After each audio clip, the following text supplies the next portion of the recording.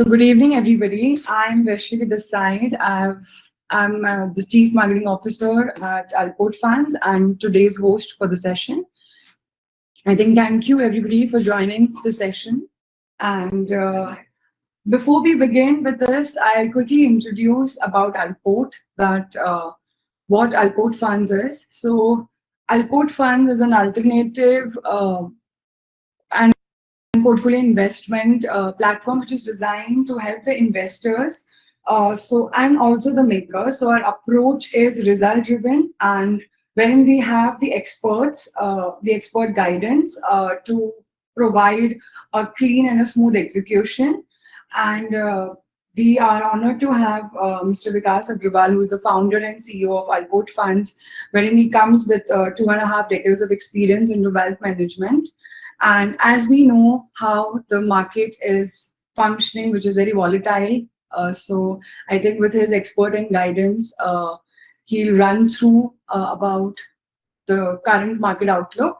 And I think over to Vikas, sir. So let's begin with the session. Thank you, Vaishnavi ji, for putting up this webinar. And first of all, let me welcome all the investors and truly respect that they've taken the time out from their busy schedule and making it today. So what I'll do is I'll share my presentation without any further ado and give you perspective about our house views on the economy, where are we headed, and also give you perspective about the markets and the valuations. So can you see my screen now? Is it better now? Yes, sir, it's better now. Okay. Yeah. All right. So welcome to a monthly market outlook. What we'll do is we'll give you perspective about what we think about global economy, and also give you perspective about Indian economy. So the whole presentation is divided in two parts. So I'll cover the first part quickly and then move to the second one. Well, all of you know that how critical economic challenges that most of the countries are facing, especially the large one, because on the one side you have US labor market, which is slowing. So the job growth is clearly weakening in the US. Layoffs are happening over there, and numbers are clearly reflecting that they are in trouble.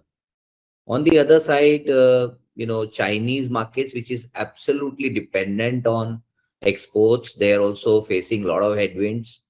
And the number clearly indicates, while China doesn't share numbers too frequently, but the data that we get clearly indicates that it is on the declining side. Of course, US has also put sanction on them. The third and most important is the US government debt. You know that it has now reached to at $37 trillion.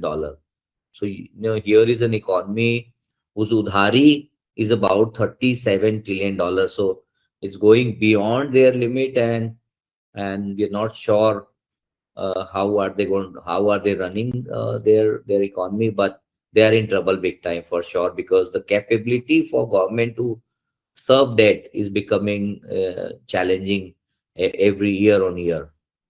And the other thing is debt finance, tech investments. So what is happening in more particularly in the US and also in China, that these guys are investing big time in artificial intelligence. And the worry is that this AI and data infrastructure, which they're trying to put up, may increase the default risk globally, because it has to be sustainable. So there was a dot-com bubble in 2000.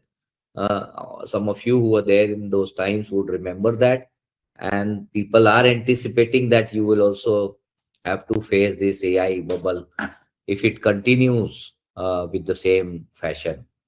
Then the other thing is trade and policy uncertainty. You know that ever since Mr. Donald Trump has taken over as president, the kind of uncertainty which has come across the globe in terms of tariff, and this becomes even more difficult.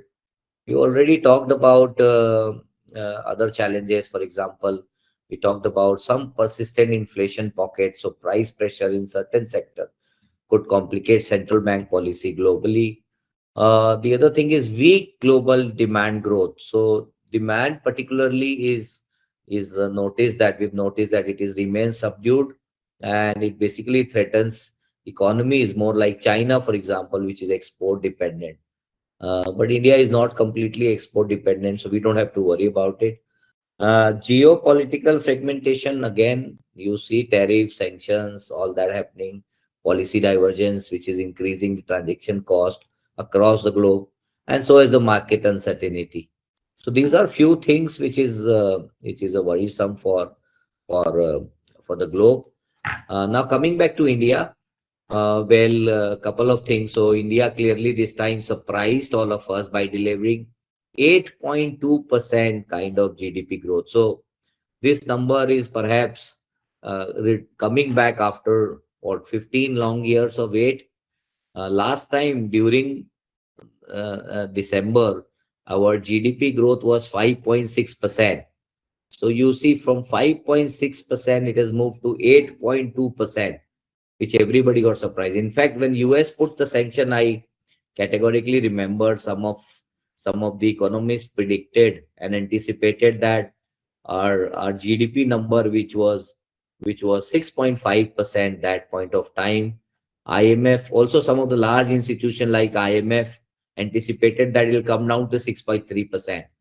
But you see, quarter on quarter, India is surprising everybody. We'll talk about it in the next slide. But 8.2% is clearly way above the expectations. The other thing is robust consumer demand. Spending is up by 7.9%, and which is basically driving the 57% of the GDP. So when you look at the GDP construct, which is broadly in three parts, which is your service industry, which is your agriculture income, and also about the consumption story, which is driving.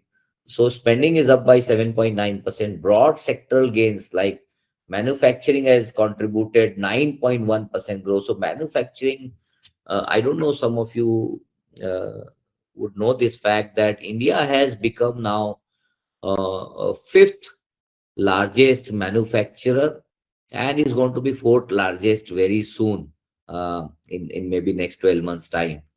The other contribution, credit goes to financial industry, financial services, both on both the sides of the table, as in the asset management companies, the insurance companies, the loan giving companies. All of them have really contributed well to the economy. And you see the construction is going at a full speed in India, and therefore they've delivered the highest contribution. They've done the highest contribution to the tune of 7.2%. And effective policy support, government spending and GST cut has actually boosted the investment and the confidence.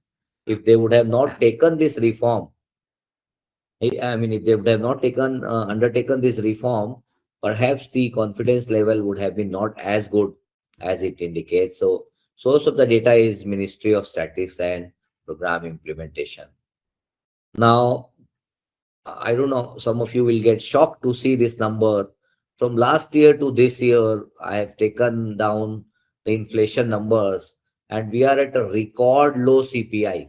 Our inflation number has come down to 0.25% in the month of October. By far, this was the lowest record one would have expected and recorded.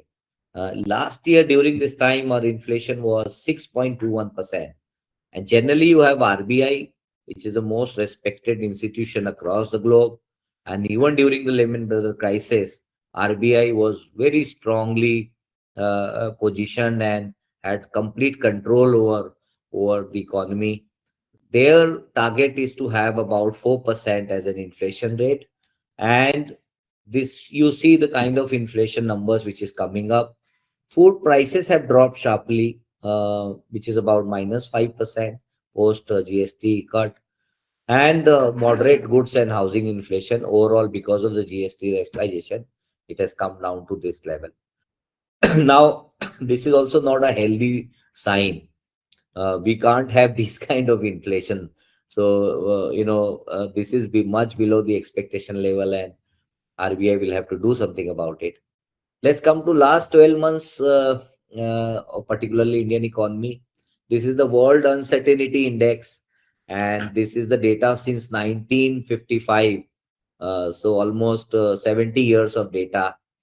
So you had in 1970 where it peaked out the highest level of uncertainty, and then again in 1980 it was very high.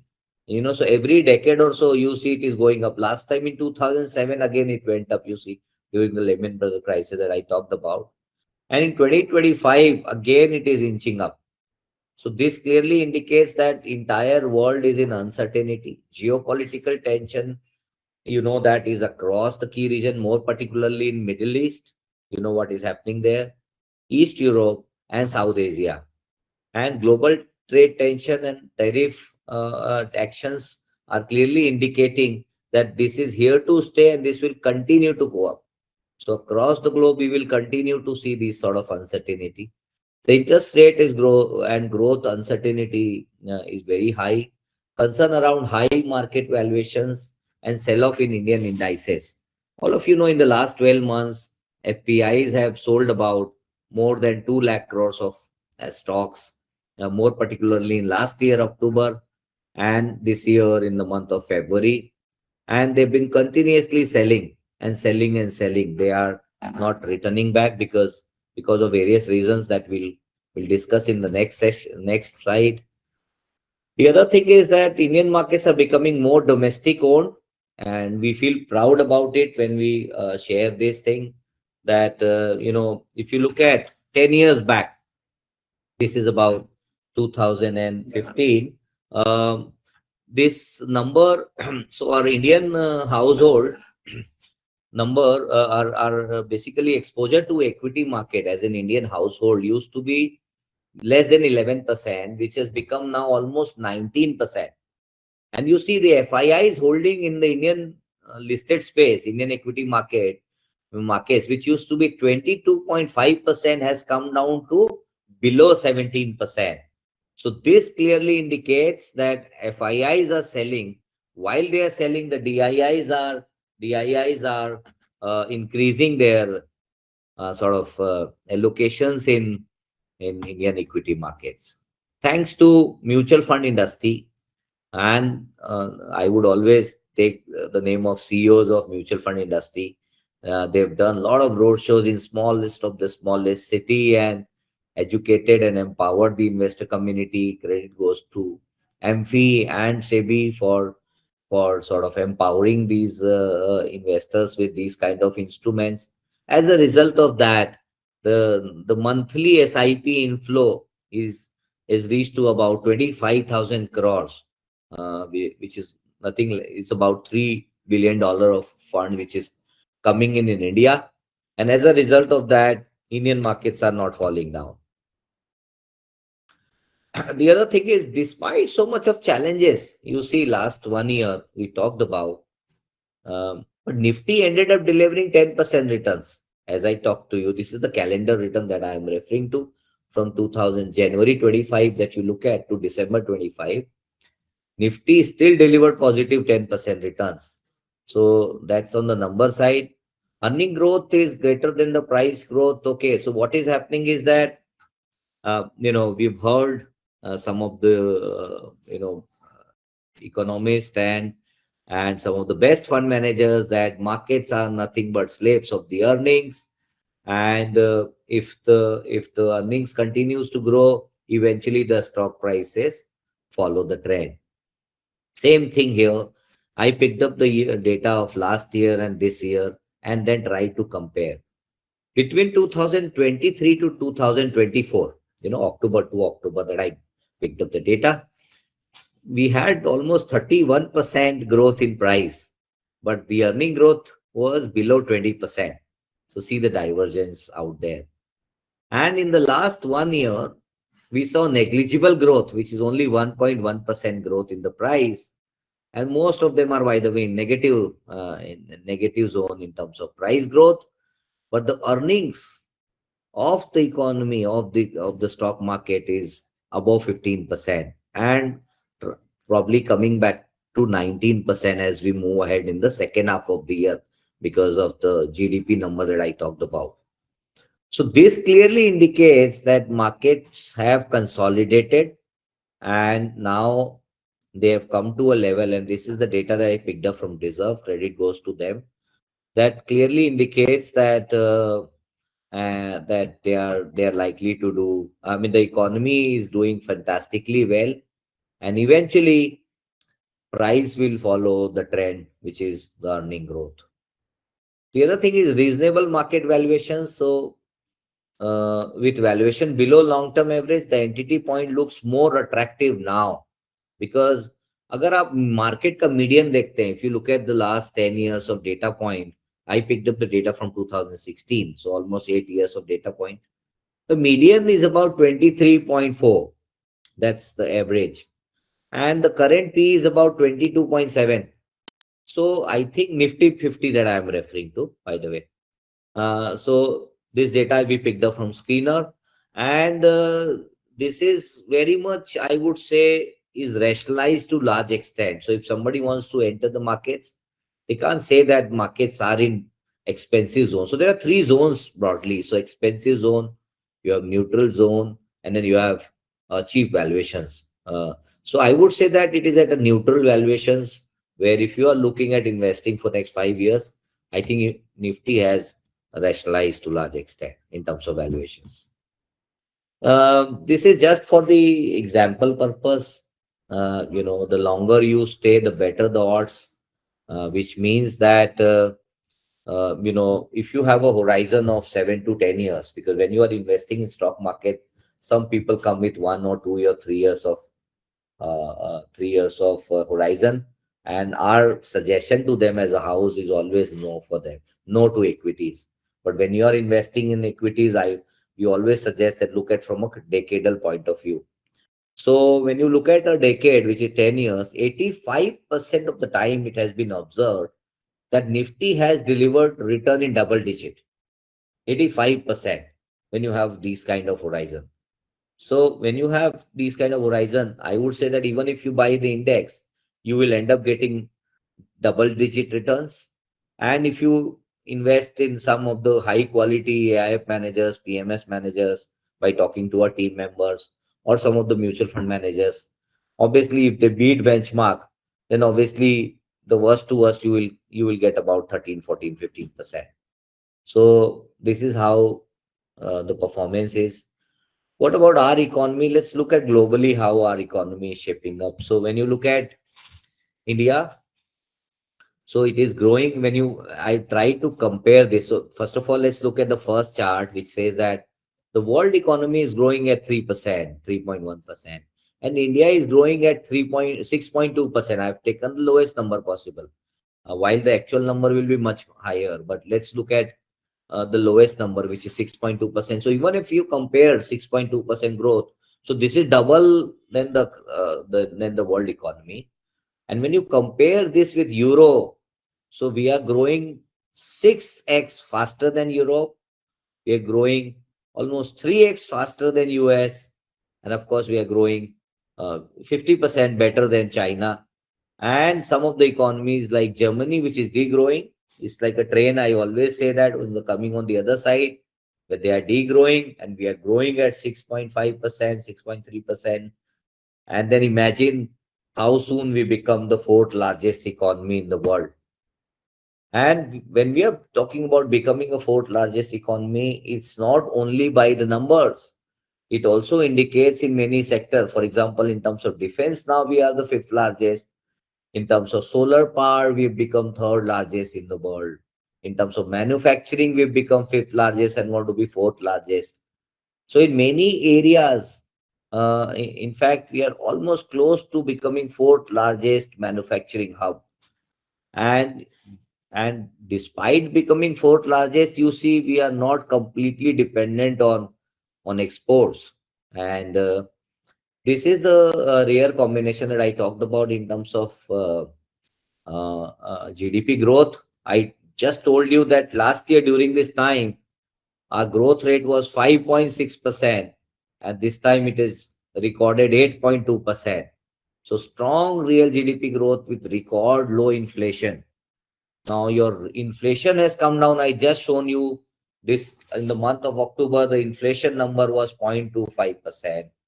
And in the month of and the last quarter growth is 8.2%. This kind of combination is difficult to get. Inflation, may what are the things? So vegetables have come down while the fruit prices are remain at a higher rate. But when you look at basic vegetable prices, and you'll have to give me the real feedback of the ground because you are at the ground level, you would know better whether your vegetable prices have come down or not, whether pulses and some of the products, dairy products, their prices have come down or not, because the numbers indicates here that they are below -5%. This is another interesting chart that I wanted to pick up. Everybody is talking about there is no private capex happening in India. Now, I picked up the data from 2019. So I thought 5 years data point is enough. Yeah, in some of the years, private capex was not happening. Like during the COVID, everybody shaken up and more on the private sector side, they did not do well. But you see, this first half of the year, the private capex beaten down the government capex. By the way, government capex itself is very sizable in India. So I am trying to compare an elephant with elephant, and then this private sector elephant has become for the first time much bigger than the government. So government is spending about 1 lakh crores month on month. And in the first half of the year, government has achieved more than 6 lakh crores of spending, which is almost 50% more than the last year. And this year, this is about 87% higher. So this clearly indicates that now the utilization broadly of India is about 71%. If the number of utilization, capacity utilization reaches to 74, 75, you will see the private capex will further grow from here. So government-led capex helped the post-pandemic growth recovery because that point of time private sector was not participating. And now with the leadership with the change in the leadership in the sense that in private sector, they are also now contributing. So both the engines are firing together. Then a third engine, which is the consumption, that we'll talk in the next slide. But this gives me a lot of confidence that this GDP number that we are talking about is here to stay. It is not an accidental number. The other thing is strong rural demand. So rural demand continues to be very good in India. Bharat का जो भारत है वो गांव में बसता है, and आज भी हमारा our dependency on agri income is very high. But when you see urban demand for the first time after a long period of time is now started picking up. For example, passenger vehicle sales you see was in the month of October it was 11%. And in the last quarter, it was negative, you see here. And then domestic air passenger traffic. So this is one of the parameters that I look at, how many people are flying. I mean, forget about Indigo's thing, which happened is just an incident which happened. But overall that I see. So even the month of October, despite 5,000, I mean, this flight got cancelled. Recently, I picked up the data till October. We saw that domestic air passenger traffic is also going up. Rural का तो मैं बात ही क्या करूं? You see automobile 40%, you see tractor sale 14%, two-wheeler is up by 51%. Look at the rate of Hero Honda. This is just for the example purpose. It was 3,600 rupees 3 months back. It's today price is 62, 6,300. That or maybe about 6,000. So that clearly indicates that how two-wheelers is shaping up in India. I always pick up 5-6 more parameters to look at what's happening globally. So manufacturing, as I said, this PMI number. So PI number, if you have PMI number, which basically talks about manufacturing, if it is above 50, then your economy is doing well on the manufacturing side. Now let's look at October, November. This continuously, this is above 57, 58 level. It is picking out to 59%. By far, across the globe, this is the highest number which is recorded on papers that our manufacturing industry capability is going up in India, which was missing during the last decade. Automobile production, while it is last month, October was down, but otherwise it is in the green side. It is growing up very well. GST revenue has been growing in India, despite they've taken undertaken the reform of cutting down the rates, but despite that, it saw 4.6% of growth. Electric generation, renewables. I talked about renewables. India is spending a lot in renewables. I just said that in terms of solar power, we've become third largest in the globe, and there are many more initiatives that the government of India is taking. This is the RBI data. Digital payment numbers clearly indicates that it's going up. Even the smallest of the smallest, panthela wala guy or maybe a sabji wala guy using digital payments, so volumes are going up. Crude steel production is going up. Why consumption is getting a big tailwind is three, four reasons. You know that one of the thing is that government has cut the GST. So this puts another 2 lakh crores back in people's hand. Then you had income tax, which was very high earlier. You know that up to 12.75 lakh rupees, you don't have to pay any taxes. So additional 1 lakh rupees given in the hand of investor people, which will eventually help improve the consumption stories of India. Spending power will go up. Lowest interest rate because EMIs have come down of the household. So this will another put 2 lakh crores in the hand of people. And then most important, your eighth pay commission on the way, which is additionally going to inject about, because you have more than 1 crore employees who are government employees in India. And if that happens, they're going to inject about almost 3.5 lakh crores to 4 lakh crores. So imagine the kind of money which is likely to come.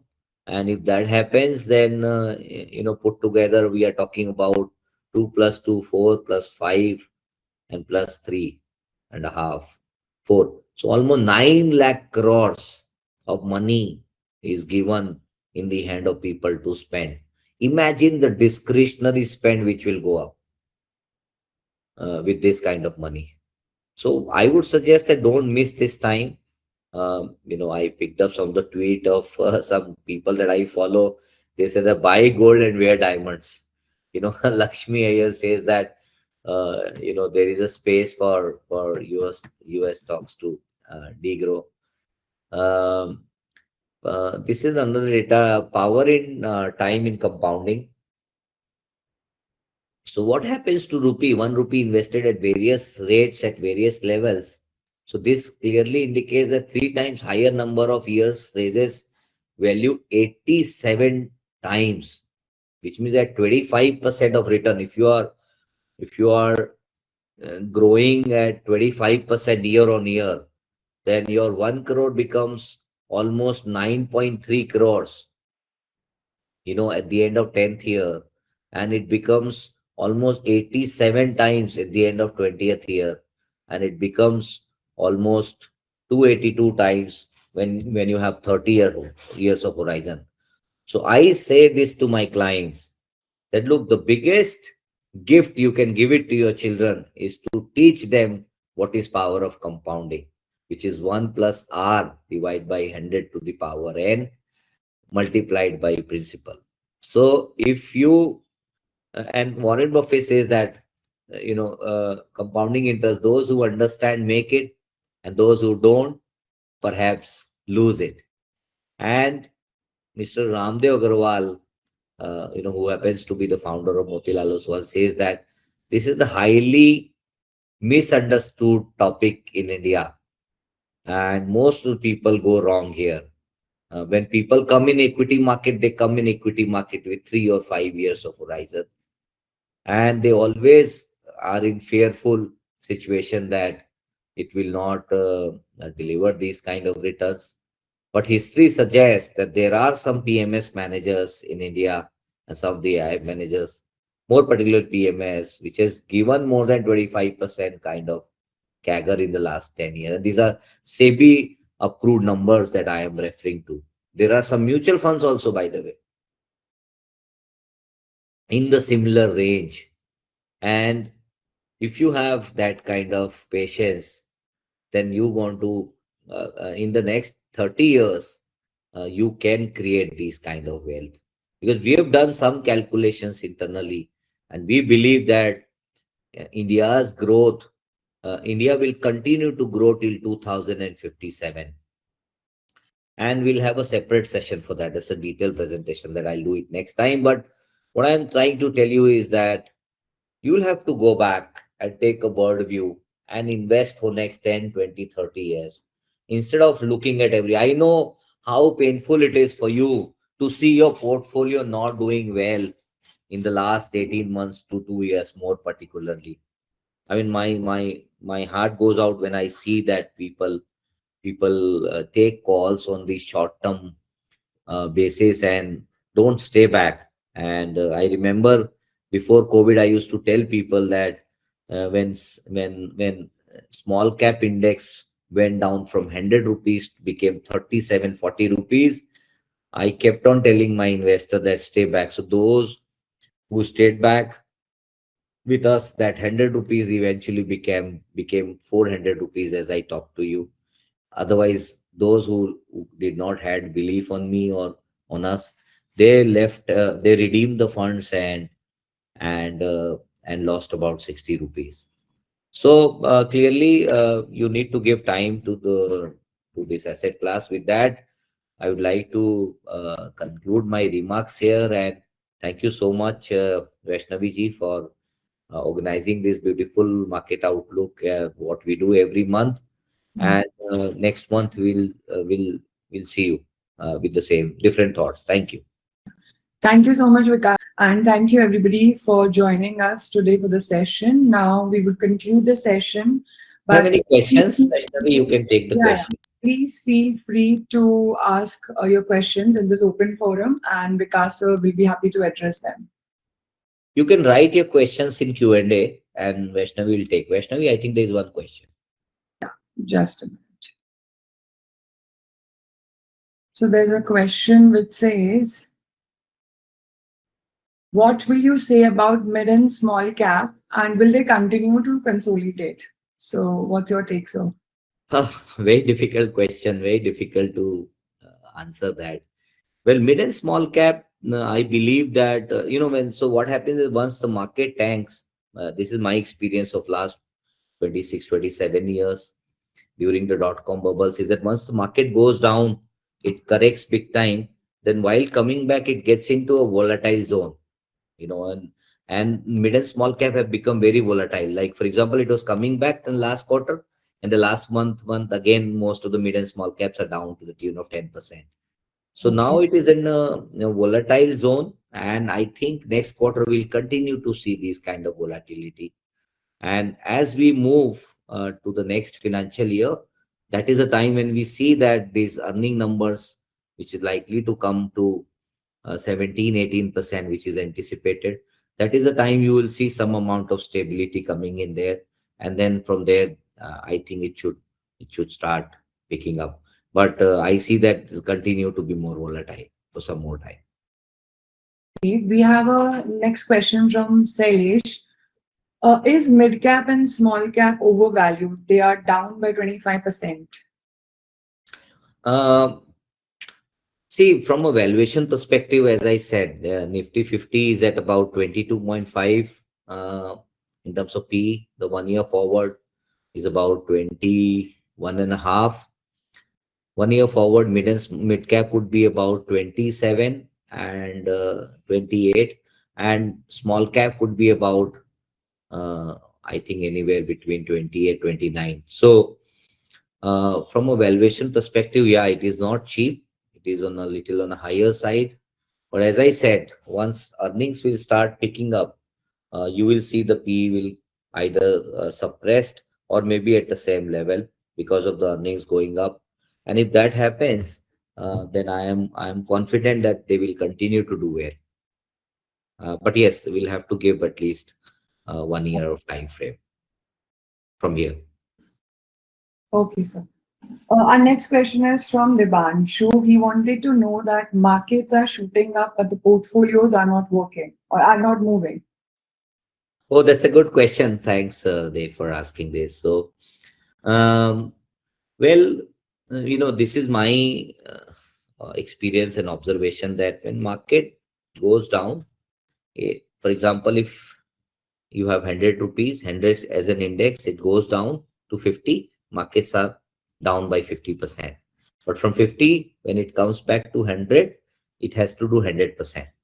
So while it does 100% goes back to the index level, index is broadly a mix of 50 stocks, so Nifty 50, for example. So mostly these index stocks may come back, but the portfolio, it is not necessary that all the stocks in the portfolio will go up, you know. So there will be some stocks which is beyond the index, which fund manager would have bought, and that would have not gone up to the same levels.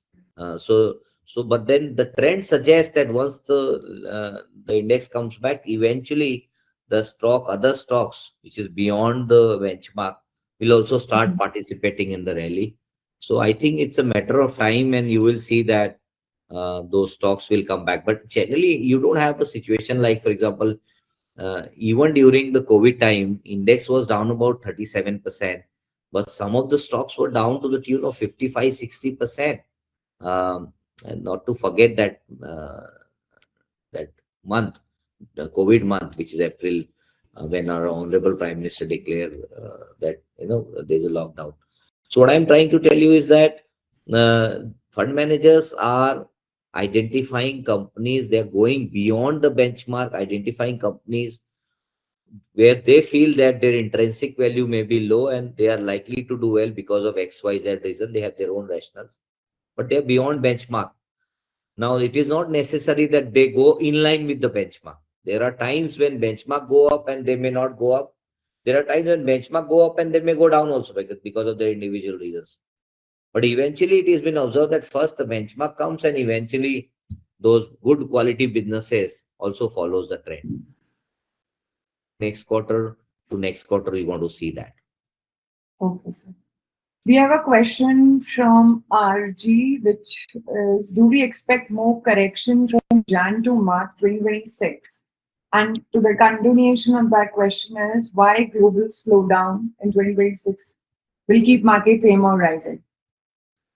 Let's take one by one. The first question is that, do you see markets to in the month of Jan, Feb, March? Yeah. Nobody knows. Even 99.99%, or rather more than 100% of time, I would have gone wrong when I would have looked at short-term volatility. Nobody knows. If you would have asked me this question in the month of January 2020, I would have said that no, it's a good time, put money, and then you have COVID hitting, and in the month of March itself, April 2020, markets were down to the tune of 35%. So I can't say that about these black black swan events which will come up. But I can only tell you that looking at the numbers, the way economy is reviving, I just talked about it.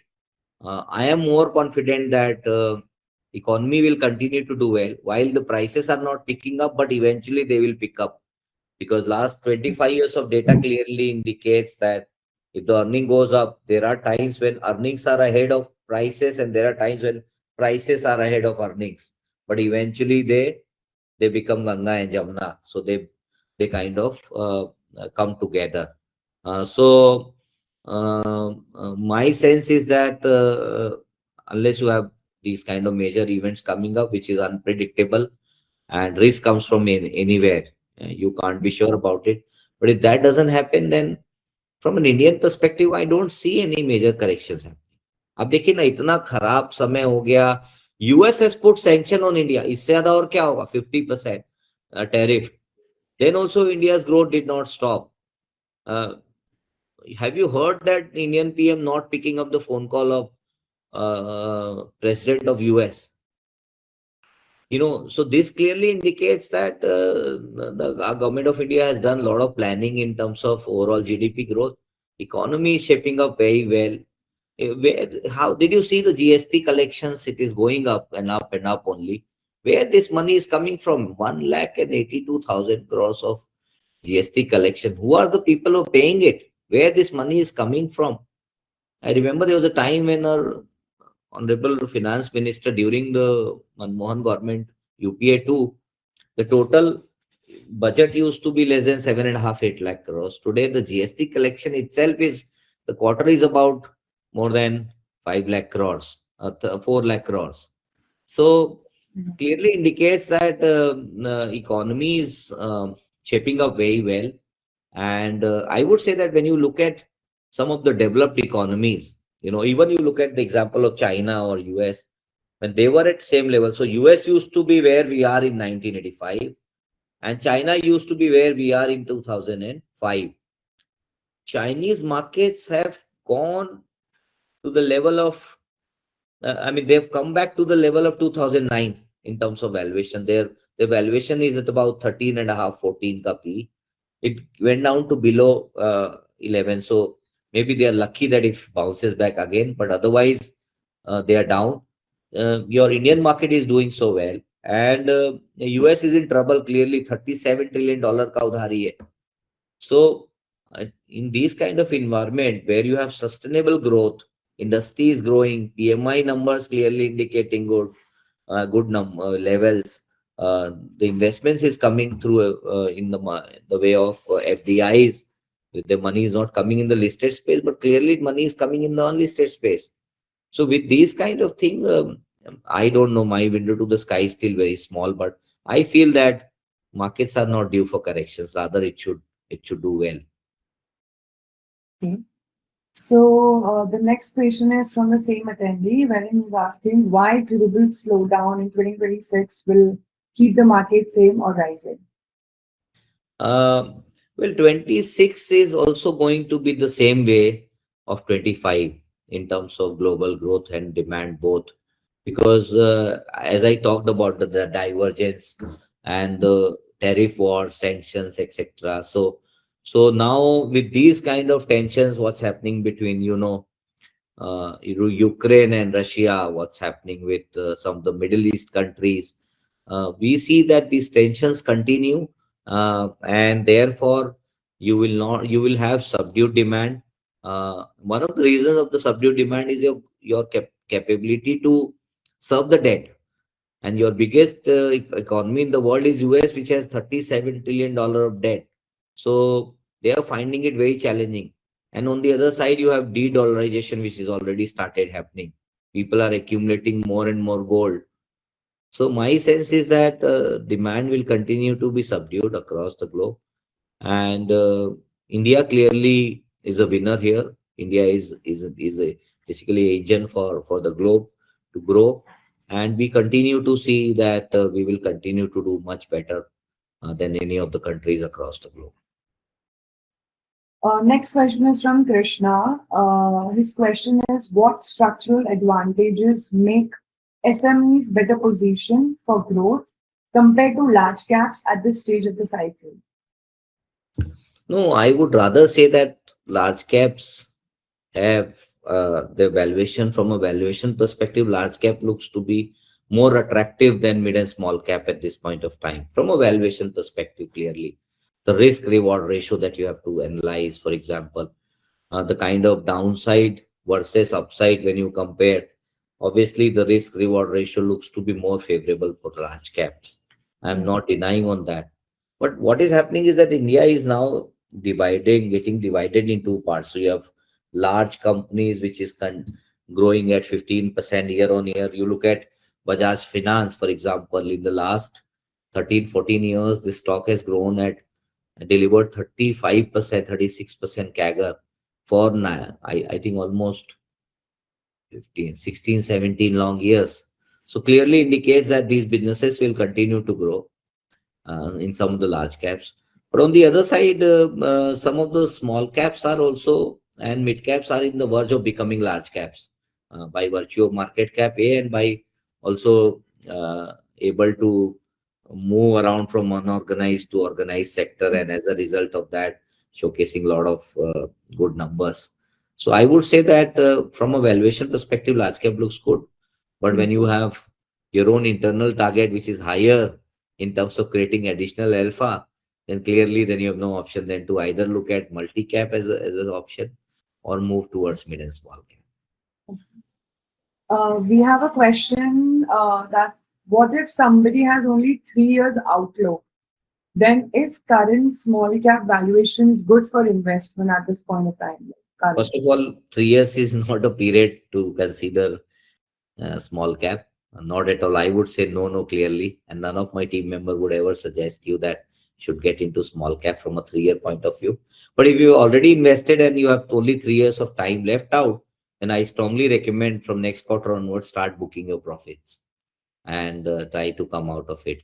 It is not meant for people with 3 to 5 years of horizon. It is meant for people who come with decadal of horizon. So is it wise to invest in micro caps? Oh, that's a very good question. Thank you for asking that. And I've been doing a lot of study in the last few days, few months in that area, because you'd be surprised to notice that there is a company in Ratlam. I won't tell you the name here, but when it got listed, it has grown by almost 37 times in terms of market cap in the last 3 years. So clearly, India is getting, as I said, divided into parts, New India and Old India. So the New India, now promoters don't want to wait for 10, 15 long years to get their company listed. So they're taking a route of SMEs, stock exchange. Within 5, 6 years, they are clocking a PAT of 4 to 5 crores, and they want to get their company listed. And and there was a time when they used to go to banks and ask for money. Now bank doesn't give them money if they don't have underlying assets with them. And they are now encashing this opportunity, and the capital market is funding this growth. They're getting listed at a very small valuations and building up very strong and promising businesses. This company that I talked about is a small jeweler from a small city called Ratlam from Madhya Pradesh. So what is happening is this micro cap, or you want to call it as SME stocks, whatever you call it. These are just names, but companies at below 500 crores of valuations, I see that there is a lot of opportunity there. And but again, from a decade point of view, not for 2, 3, 5 years point of view, because anything can happen there. You'll be surprised to notice when I talk about SME index returns of the last 5 years is about 80, 85%, only the index. That's the kind of return that it has delivered. Is there a bubble? I don't know. But is there a good company that you can identify and invest in story? The answer is yes. And even these large companies that we talked about, look at the example of Infosys. When it got listed for the first time, it could raise only 50 crores. The market cap was 50 crores, out of which initials during the IPO time, Morgan Stanley came and funded them additional 7 crore rupees because they could only collect 43 crore rupees to kind of succeed with IPO. And today, look at the valuation, 6 lakh crores, more than 5 lakh crores. So what I'm trying to tell you is they are now maybe small, but we can't paint the entire wall with the same brush that they're all bad companies. 30% of those SME stocks have been migrated to the main board in the last 5 years. So not everybody, yeah, I agree that there may be 70% companies which may get listed to make money for themselves, but remaining 30% companies are genuine companies, and they have this number clearly indicates that if they've migrated to main board, which means that their business is more sustainable and they did not get listed to make money only for themselves, but also for the investor as a community. So if you are good at identifying some good businesses, promising businesses, I would say that yes, your growth will be much higher in these businesses than in some of the large companies. I don't know, take the name, but maybe a paint company or a bank where you see that the growth is not that great because of maybe the competition or their own internal reasons, and so as the stock price is not going up, and they continue to be at the same level for the last 4, 5 years. Well said, sir. Now I would like you to shed some light on which sectors to watch for gains or weakness in the next quarter in the Indian market.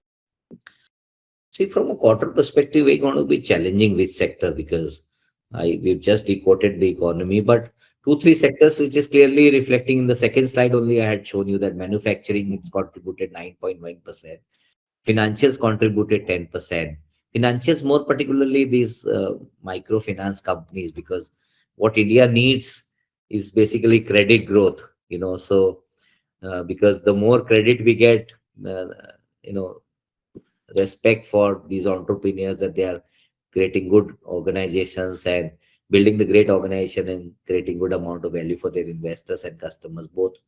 So my sense is that two, three sectors which is clearly doing well. I would say that healthcare is also another sector that we like in-house. So that continues to do well. A lot of innovations are happening there. In terms of the broader subject, that broader things that you look at, so manufacturing, financials, and infrastructure. Infrastructure also we saw. When I say infrastructure, includes cement, etc. So we saw 7.2% of contribution to the GDP coming from infrastructure. You see the kind of roads which are getting building up, like you have new road which is coming from Delhi to Bangalore. They are 50-60% done. So a lot of money going in the infrastructure, and infrastructure is a sector to be looked at this point of time from next 10 years point of view. And in your opinion, what will be the biggest risk and opportunities you see in the market over the next 6 to 12 months? One is, of course, this global uncertainty. You don't know what will happen, because the way things are going, the way tariff wars are going on, the way these guys are putting sanctions on each other. Obviously, that's one of the major concerns globally. But from an India domestic point of view, there are two, three things that I look at as a concern. But other than that, we don't have any major concerns. So one is, of course, one has to look at that, what is the kind of inflow which is coming in from FIIs, because they have been only selling, selling, and selling. They are not coming back. So if they don't come back, then of course India will continue to buy more and the ownership will change, as I said. But this can take more longer period of time. The other thing is where we are concerned about is at this point of time is that um, some of the large cap companies where earnings are not coming back, maybe because of the competition, maybe because of the consolidation period, or maybe their own cycle in which they have reached to a saturation level. So that's another point. Third is that economy wise, when economy grows, you'll have to really be looking at various pockets, that everything will not grow. It's going to be very selective in terms of sector and stocks. So those sectors where we don't see any major issues, eventually they may come down and the better sector will continue to go up. Uh, but to my mind, I don't see any major issue on our way which has not been well addressed by the government. Except for that, maybe 5 years, 3 years, 4 years down the line, you have another election, and if the government gets changed. So if that is the case, then probably the growth may slow down, but it will not stop, because the new government will come, may have to think what will happen. But my sense is there also we see a lot of stability. So honestly, I do not see any major issues. Okay. And continuing to that, is it a good time to increase our equity allocation? I don't believe in timing, and I can't time also. Whenever I tried timing, I failed miserably. But from a valuation perspective, as I said, clearly indicates that markets are not at all in expensive zone. So if I have additional flow, I will continue to add more. And uh, अभी नहीं करेंगे तो कब करेंगे? That's my question. Because you've seen uh, the price growth and you've seen the economy growth. So price is down or negligible growth, only 1% growth in the price in the last 18 months, and the earning growths are above 15%. So this clearly indicates that it's a good time if you want to add more money, accumulate more money. But you have to define your horizon. You have to define the expectation that you have in terms of returns. And you have to be very careful. I would suggest that talk to your team of experts, talk to our team of experts before you take any kind of calls. I think one last question, that some fund managers are concerned about a possible market bubble and a potential downturn. So what's your view on that? I agree that some of the managers were concerned and therefore they were keeping some amount of liquidity in the portfolio, and they should do so. You can't be sure if tomorrow market goes down by 20%, you can't be sure about it. And we saw that markets were coming up, and in the last 1 month particularly, most of the stocks are down to the tune of 10% now as I talk. So clearly, these kind of strategy, tactical opportunity, one should always be always be ready for, and let the fund manager to do his job in terms of maintaining some liquidity, and during this fall taken advantage of averaging out or maybe buying more equities. So I think they should continue to do. But these are two different thoughts. Some fund managers believe that they can't time the market, so therefore they buy, do good research on the company, and if once they identify, they go all out aggressively. And there are managers who believe that maybe with this kind of tactical approach, they can create an additional alpha. Because in Gujarati, they is saying that Bhav Bhagwan Che. So when you say these kind of opportunity, you should enter into, and therefore they keep 15-20% cash. I also believe, and I am on the other side of the table, but still believe that there has to be some amount of cash in the portfolio. And wherever we see that we need to book some profits, we are the first one to go back to a client and inform them to book profits. So as the markets are recovering, as the portfolio, some of the portfolio may go up, we're planning to kind of book some profits. But depending upon how the valuations looks to be, and depending upon what is the time horizon of the investor, depending upon the kind of risk appetite the investor has. So it's not one way for us. We're not into fund management, we're into wealth management. So we'll have to see various things. We'll have to see what is the kind of goal the investor has, how closely we'll have to monitor it closely, and how closer he's coming to his goal, and then based on that we derive the strategy and start booking profits.